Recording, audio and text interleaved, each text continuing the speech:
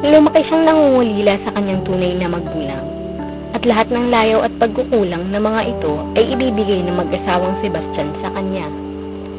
Siya si Sandra. Lalaki siyang simple, mapagmahal, ngunit palaban. Anak siya ni Linda at Anton mula sa isang hindi inaasahang pangyayari kung kaya't siya'y ipinaampon ni Linda. Nag-akalang unika iha ng mga Sebastian, hahamakin ang lahat para sa pag-ibig at pilit na aagawin ang dapat ay sa kanya. Siya si Nancy, ang magpapahirap at gugulo sa buhay ni Sandra. Siya rin ay ampon nila Dan at Ana Sebastian, ngunit ito ay lihim ng mag-asawa sa kanya.